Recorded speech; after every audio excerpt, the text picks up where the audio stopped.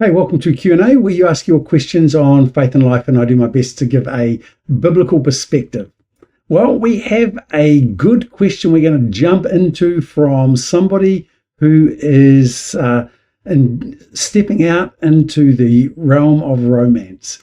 What biblical principles should guide me as a boyfriend, and what steps and discussions should I have to honor God and my girlfriend? And I think that's a really great question. If this is your question, I salute you for just wanting to not simply do the right thing, but to do what you can to find out how to do the right thing. And if you're a parent, I think that it was a good idea to spend some time talking with your kids about what dating should and shouldn't look like, and how to do it in the context of honoring God. So let's see where we get to. What are some biblical principles? I think there's so many biblical principles that we could choose from, that we couldn't really cover them all. But off the top of my head, I think that there's some critical ones that lay foundations upon which you can build in ways that allow you to handle whatever comes your way as you date. Because the reality is that in the initial stages, the romance is there, but then you become comfortable with each other and things happen. And if you've got good foundations, you can navigate through anything. So what are some principles, some key ones? Well, for me, I think where I would always start is in Ephesians 5:25, where Paul talks about how husbands should love their wives as Christ loves the church. And there's a principle there, not just for husbands, although it is in the first order, but secondary application for guys who are dating. You should be dating with the attitude that Christ has towards the church, and that means you seek to honor your girlfriend.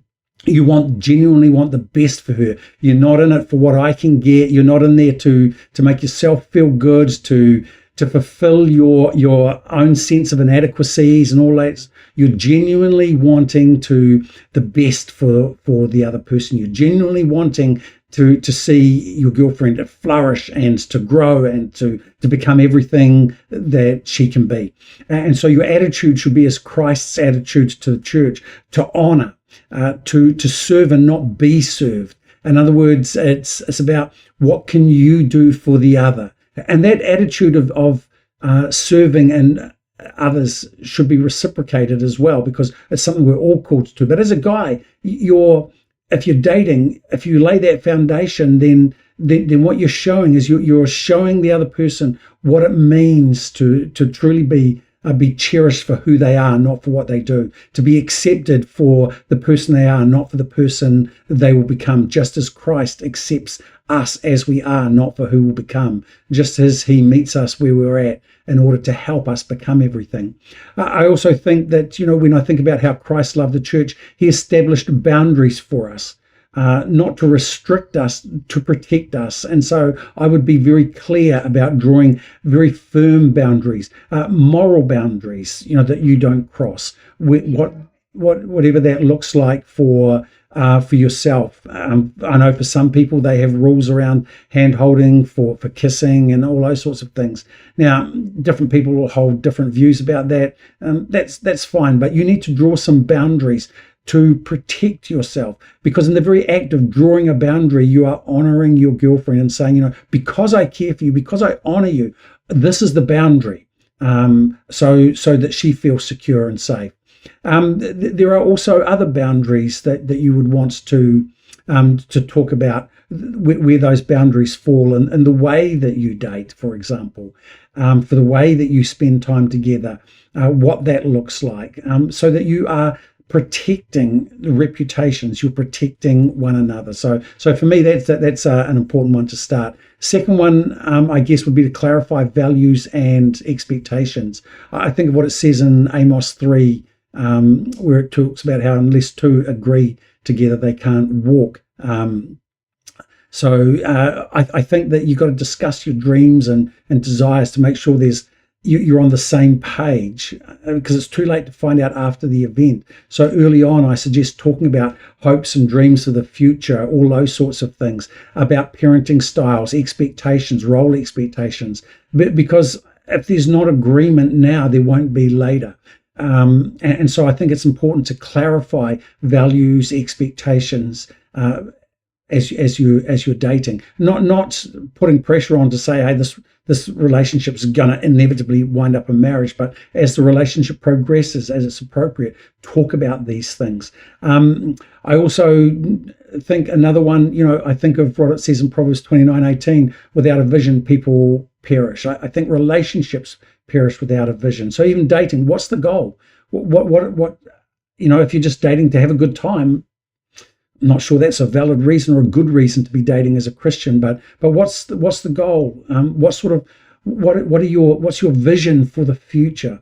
What's the other person's vision for marriage, for families? How does it mesh with your sense? Is there room to talk about those things? Because again, these are really important if you're going to build healthy relationships, because you're honoring God by taking this seriously. You're honoring your girlfriend. I think another one is around accountability. So you're setting safe boundaries and you're being held accountable for them. So it's not just saying, oh, we're not going to do this, we're not going to do that, but having someone who will hold you accountable. Because in the very act of making yourself accountable, you're demonstrating your commitment to your girlfriend, that you want the best for her. You will do what it takes to protect her reputation, to honor her, to value her. And you're also demonstrating that you take your faith seriously. You want to honor God by the way you live your life, even in the hidden things.